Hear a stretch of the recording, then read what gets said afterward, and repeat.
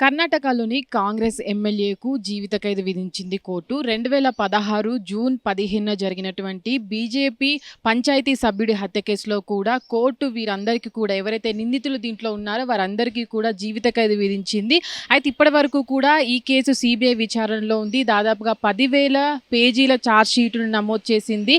అయితే దీంట్లో కూడా అప్పుడు 21 మందిని కూడా నిందితులుగా చేర్చడం జరిగింది. దాంట్లో కూడా కొంతమందిని అటు దోషులుగా తేల్చడం జరిగింది. దాంట్లో దాదాపుగా 17 మందిని నిందితులుగా తేల్చారు. దీంట్లో ముఖ్యంగా అటు మనం చూసుకున్నట్లయితే అక్కడ హత్య కేసులో ఉన్నటువంటి 17 మంది ఎవరైతే ఉన్నారో అక్కడ ధారావాడ నియోజకవర్గం ఎమ్మెల్యే వినయ్ కులకర్ణి కూడా దాంట్లో నిందితులుగా ఉండడం జరిగింది.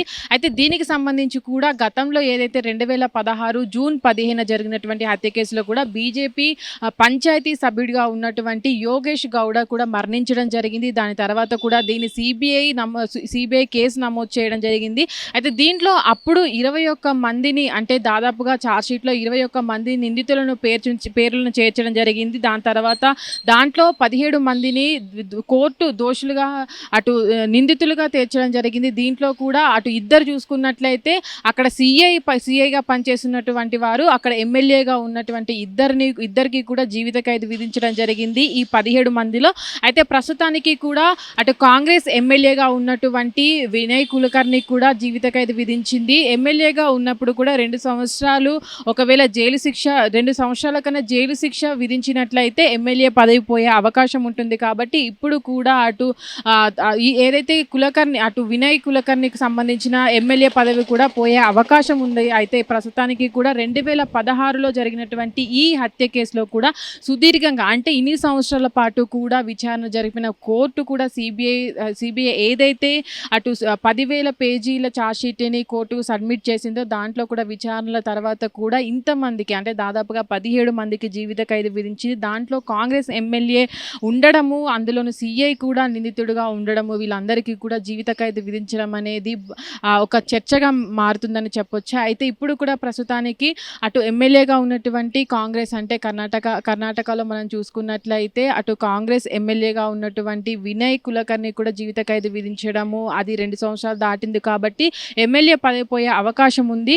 కాబట్టి ఇప్పుడు ఏదైతే అప్పుడు గొడవలలో గౌడేష్కి సంబంధించినటువంటి హత్య కేసులో కూడా కోర్టు ఇన్ని రోజుల విచారణ తర్వాత కూడా అటు నిందితులకి జీవిత ఖైదు విధించడం పట్ల కూడా ఎవరైతే హత్యకు గురయ్యారో వాళ్ళకు కూడా న్యాయం జరిగిందని కూడా కుటుంబ సభ్యులు నమ్ముతున్న పరిస్థితి.